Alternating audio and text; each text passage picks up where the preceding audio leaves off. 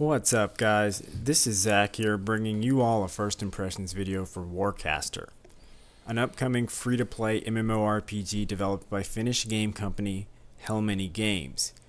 Keep in mind, this game is currently in early access, meaning what you're seeing isn't a final release build.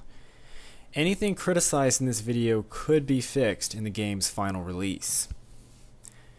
The game takes place in the traditional fantasy-inspired realm of Kalderon. And forgive me if I'm mispronouncing any of these words. The world, as it once was known, has mostly been destroyed. This is an empire builder.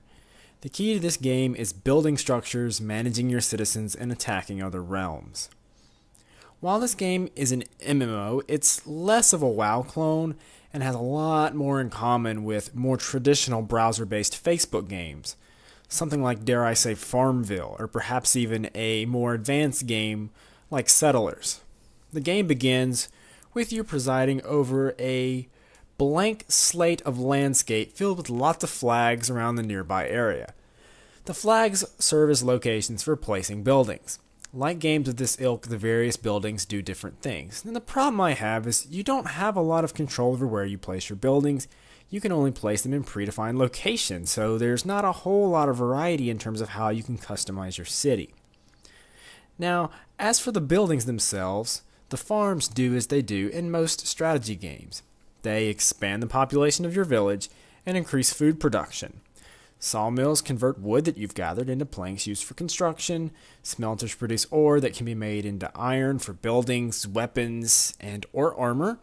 Stonemasons create building materials as well. Stashes hide resources from invaders, more on this later. Garrisons manage your army.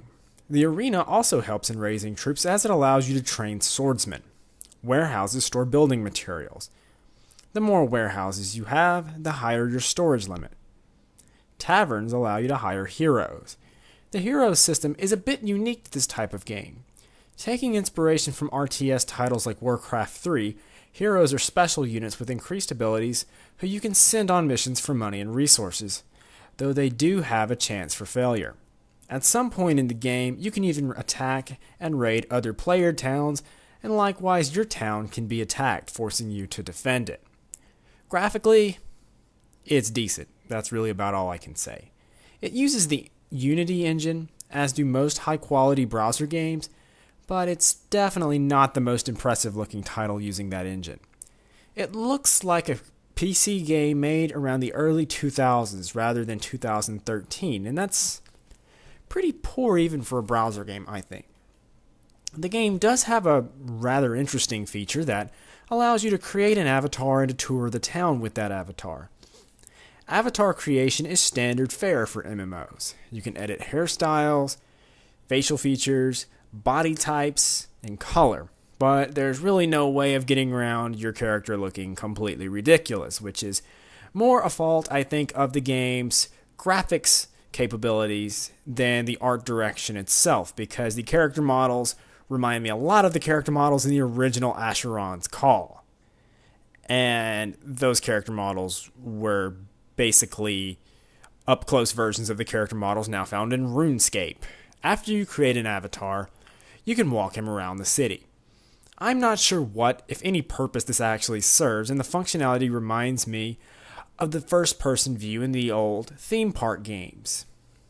Your avatar's animation is embarrassingly poor, and in this case, it's a feature that just doesn't add much for the game, and as far as I can tell, really doesn't show the game in a flattering light.